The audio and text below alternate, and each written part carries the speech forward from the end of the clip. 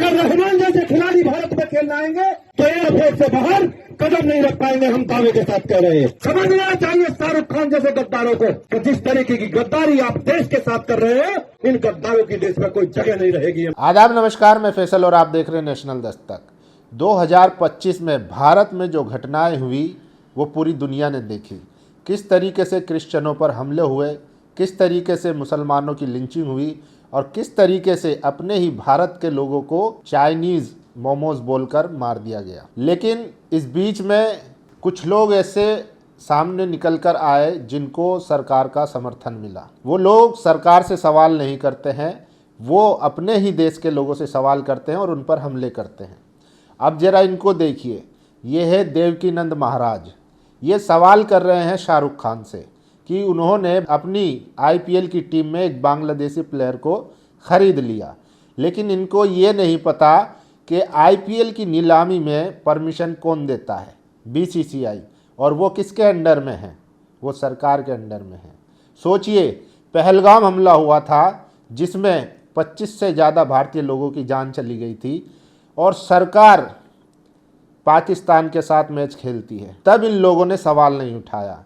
सोचिए, आईपीएल में शाहरुख खान की एक टीम है, इससे पहले पाकिस्तानी प्लेयर भी खेलते थे आईपीएल में, लेकिन सरकार ने बैन कर दिया।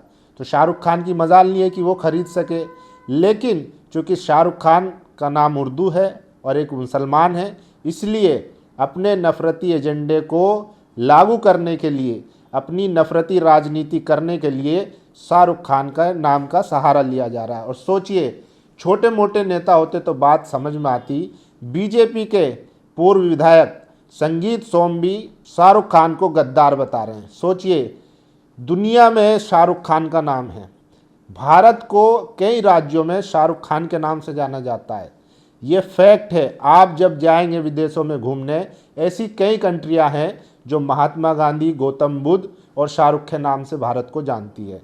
सोचिए, उस आदमी की इमेज को लगातार बार बार ख़राब करने की कोशिश की जा रही है, लेकिन सरकार मूक दर्शक बनी हुई है। सरकार इन इन्फ्रिंज एलिमेंट के खिलाफ ना कोई एक्शन लेती है, न इन पर कार्रवाई करती है। नतीजा ये होता है कि नफ़रत जो ये लगातार बोते हैं स्टेज से, उस नफ़रत का नतीजा ये होता है कि अपने ही देश के एंजल चकमा, जो एक छात्र था, त्रिपुरा का रहने वाला था, उत्तराखंड में उसकी हत्या कर दी जाती है। तो ऐसे ही कई सवाल हैं, लेकिन सरकार इसका कोई जवाब नहीं दे रही। सोचिए, न्यूयॉर्क टाइम्स जो है वो आरएसएस के बारे में फ्रंट पेज पर एक खबर छापता है, वो मिलिशिया लिखता है आरएसएस को। तो क्या अब आरएसएस ने पूरी तरीके से कब्जा कर लिया है और भारत की जो एक छवि थी वासुदेव कुटुंब की, क्या वो अब ख़त्म होती दिख रही है? सोचिए, शाहरुख खान को टारगेट किया जा रहा है आईपीएल में खिलाड़ी खरीदने में। आम आदमी पार्टी के नेता सांसद संजय सिंह आरोप लगा रहे हैं कि अडानी बांग्लादेश को बिजली बेच रहा है झारखंड से, तो उनके खिलाफ आप प्रदर्शन करिए, सरकार से सवाल करिए। लेकिन नहीं, जो इनकी राजनीति में फिट बैठता है, हिंदू मुस्लिम वाला एजेंडा, उसी पर विरोध करते हैं। बांग्लादेश में हो रहे हिंदुओं पर अत्याचार को लेकर किसी भी एक मुसलमान हो या किसी भी भारतीय ने जायज़ नहीं ठहराया, उसकी निंदा की है, कंडेम किया है। लेकिन क्या किसी शाहरुख खान के हाथ में ये है कि वो बांग्लादेश से जाकर लोहा ले या वहाँ की सरकार से बात करे?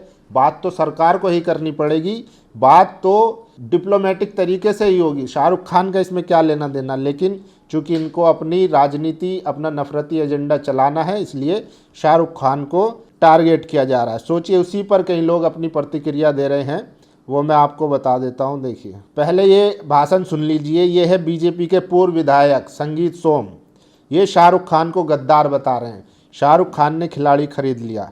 अरे भाई, तो आप बीसीसीआई वालों से कहिए जो सरकार में बैठे हैं। देखिए, लक्ष्मण यादव लिखते हैं, शाहरुख खान को गद्दार बताते हुए यूपी बीजेपी के नेता संगीत सोम ने कहा, अगर रहमान जैसा खिलाड़ी भारत आएगा तो एयरपोर्ट से बाहर नहीं निकल पाएगा। इस नेता महोदय से ये जरा सवाल तो पूछना चाहिए, आईपीएल करवा कौन रहा है, आईसीसी का चेयरमैन कौन बना बैठा है, और अगर इतनी ही दिक्कत है तो सरकार भी तो आपकी ही है, कैंसिल करवा दीजिए। लेकिन फिर भी आपका नफरत का कारोबार चलेगा कैसे? तो सोचिए, लोग इस पर लिख रहे हैं, सरकार आपकी, सब आपके अंडर में है, उसके बावजूद भी आप शाहरुख खान को टारगेट कर रहे हैं। नरेंद्र नाथ मिश्रा हैं, पत्रकार, लिखते हैं, अगर आईपीएल में शाहरुख खान ने उस खिलाड़ी को खरीदा जो आम लोगों के हिसाब से देशद्रोही है, तो इसके लिए शाहरुख खान जिम्मेदार नहीं है। अगर विरोध करना है, किसी को देशद्रोही कहना है, तो उसे कहो जिसने आईपीएल के नीलामी दुकान में उसे सजाकर बेचने के लिए रखा। पाकिस्तान के खिलाड़ी को बेचने के लिए नहीं सजाया जाता तो कोई नहीं खरीदता। नीलामी के लिए, खिलाड़ी को बेचने के लिए आईपीएल मैनेजमेंट चलाता है, जिस पर बीसीसीआई का कंट्रोल है। बस कहीं नाम में खान देख लिया और विरोध करने आ गए, तो आपको अपनी कुंठा निकालनी है और कुछ नहीं। सोचिए, शाहरुख खान के नाम पर राजनीति की जा रही है, लेकिन इन लोगों को ये नहीं पता कि आईपीएल में नीलामी कौन करवाता है, आईपीएल को चला कौन रहा है, पूरा मैनेजमेंट उसका किसके हाथ में है। सरकार से सवाल करने की हिम्मत नहीं है। इनके प्रधानमंत्री के दोस्त अडानी बांग्लादेश को बिजली बेच रहे हैं, कभी उस पर सवाल किया? लेकिन सिर्फ शाहरुख खान का नाम देखकर इन्हें बांग्लादेश का हिंदू याद आ जाता है।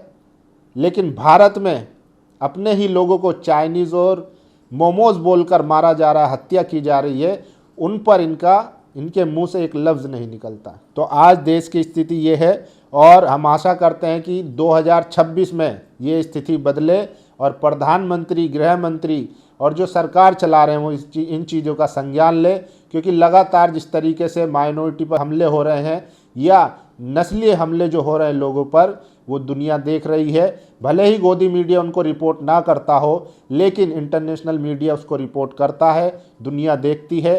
भारत की छवि, जिसमें कहा जाता था कि ये गुलदस्ता है और यहाँ पर कई पेड़ हैं, वासुदेव कुटुंब की जो छवि थी वो कहीं ना कहीं अब ख़राब होती दिख रही है। बाकी आप लोगों की क्या राय है, अपनी राय जरूर दीजिए। शुक्रिया। नेशनल दस्तक की आपसे गुजारिश है कि अगर इसको बचाना चाहते हैं तो नेशनल दस्तक को सब्सक्राइब करने के लिए रेड कलर के सब्सक्राइब बटन को दबाएं, फिर बेल आइकन की घंटी दबाएं। नेशनल दस्तक को बचाने के लिए बहुत जरूरी है कि हर खबर को शेयर करें, लाइक करें, कमेंट जरूर करें।